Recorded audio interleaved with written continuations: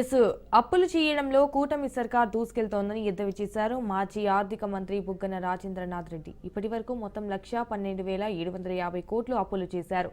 ఇప్పుడు రాష్ట్రం ఏమవుతుందో చెప్పాలని బుగ్గన డిమాండ్ చేశారు. అలాగే ఈ అప్పులు ఎవరు కడతారని ప్రశ్నించారు. ఇదే సమయంలో మేనిఫెస్టోలో ఇచ్చిన ఏ ఒక్క హామీని కూడా కూటమి నేతలు అమలు చేయడం లేదని తెలిపారు. చంద్రబాబు 1998లో కూడా విజన్ 2020 అన్నారు. చంద్రబాబు ఏం చేయాలనుకుంటున్నారు? ప్రజలు 5 ఏళ్ల కోసం గెలిపించుకుంటారా, వచ్చే 20 ఏళ్ల కోసం గెలిపించుకుంటారా అని ప్రశ్నించారు. మన మేనిఫెస్టోనే మన విజన్, బాబు షూరిటీ భవిష్యత్తుకు గ్యారంటీ అని ప్రచారం చేశారని గుర్తు చేశారు.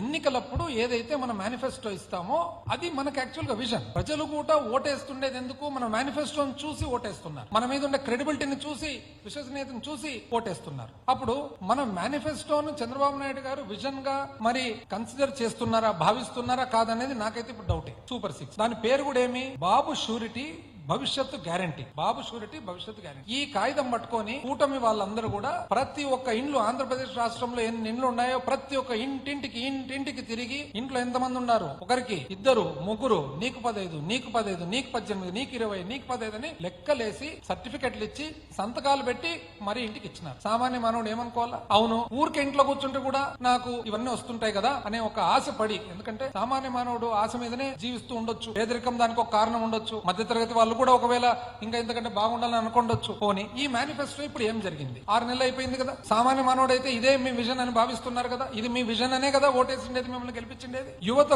యువగలం యువతకు 20 లక్షల ఉపాధి అవకాశాలు లేదా నెలకు 3,000 రూపాయలు నిరుద్యోగ భృతి వచ్చిందండి 6 నెలలుగా ఆంధ్ర రాష్ట్రంలో ఎవరికన్నా ఒక్కరికన్నా. దీపం, ప్రతి ఇంటికి 3 గ్యాస్ సిలిండర్లు. ఈ మధ్యలో పావు దీపం అంటే 1 సిలిండర్ ఇచ్చినారు ఈ సంవత్సరానికి. దాన్ని అర్ధ దీపం అనాలన్నా, పావు దీపం అనాలన్నా, ఏం దీపం అనాలన్నా మళ్ళీ కూటమిలో ఏమంటున్నారంటే వాళ్ళ మెంబర్స్, ఒక మెంబర్ వచ్చేసి ఏదే గానీ తేడా వచ్చిందంటే